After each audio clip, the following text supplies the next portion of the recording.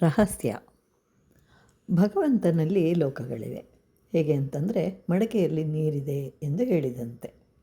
ವ್ಯಾಸರು ಶ್ಲೋಕವನ್ನು ರಚಿಸಿದರೆ ಉಪದೇಶಕ್ಕೆ ಪ್ರಾಧಾನ್ಯತೆ, ಕವಿತ್ವಕ್ಕೆ ಎರಡನೆಯ ಸ್ಥಾನ. ವಾಲ್ಮೀಕಿ ರಚನೆಗಳಲ್ಲಿ ಕಾವ್ಯಕ್ಕೆ ಪ್ರಾಧಾನ್ಯತೆ, ಉಪದೇಶಕ್ಕೆ ನಂತರದ ಸ್ಥಾನ. ಶ್ರೀಕೃಷ್ಣನನ್ನು ಯಶೋದೆ ಕಟ್ಟಿ ಹಾಕಲು ಹಗ್ಗವನ್ನು ತಂದು ಪ್ರಯತ್ನಿಸಿದಾಗ ಅದು 2 ಅಂಗುಲ ಕಡಿಮೆಯಾಯಿತು. ಗೋಪಿಕೆಗೆ ಹೇಳಿ ಸ್ವಲ್ಪ ಹಗ್ಗವನ್ನು ತರಲು ಹೇಳಿ ಕಟ್ಟಲು ಹೋದರೆ ಮತ್ತೆ 2 ಅಂಗುಲಗಳಷ್ಟು ಕಡಿಮೆಯಾಯಿತು. ಹೀಗೆ ಎಷ್ಟು ಬಾರಿ ಕಟ್ಟಿದಾಗಲೂ ಮತ್ತೆ 2 ಅಂಗುಲಗಳಷ್ಟು ಕಡಿಮೆ ಆಗ್ತಾಯಿತ್ತು. ಯಶೋಧಾದೇವಿ ಪ್ರಯತ್ನಿಸಿ ಸಾಕಾಯಿತು. ಆಗ, ಇದೇನಿದು ಕೃಷ್ಣ, ನಿನ್ನನ್ನು ಕಟ್ಟಿ ಹಾಕಲು ಸಾಧ್ಯವಾಗ್ತಾ ಇಲ್ವಲ್ಲ ಅಂತಂದಾಗ ಕೃಷ್ಣ, ಅಮ್ಮ ನಾನು ಸಣ್ಣಗೆ ಇದ್ದೀನಿ ಅಂತ ಹೇಳ್ತಾನೆ. ಕೂಡಲೇ ದಾರದಿಂದ ಕಟ್ತಾಳೆ ಯಶೋಧ.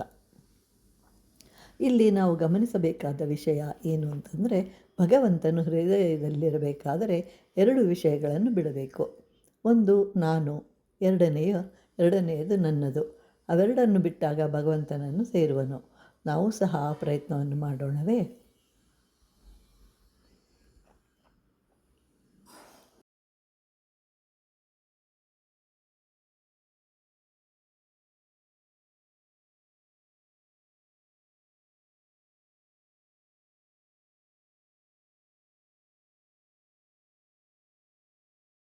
ರಹಸ್ಯ.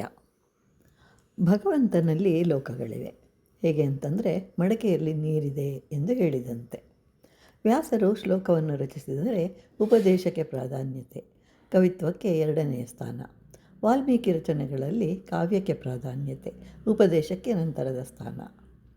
ಶ್ರೀಕೃಷ್ಣನನ್ನು ಯಶೋದೆ ಕಟ್ಟಿ ಹಾಕಲು ಹಗ್ಗವನ್ನು ತಂದು ಪ್ರಯತ್ನಿಸಿದಾಗ ಅದು 2 ಅಂಗುಲ ಕಡಿಮೆಯಾಯಿತು.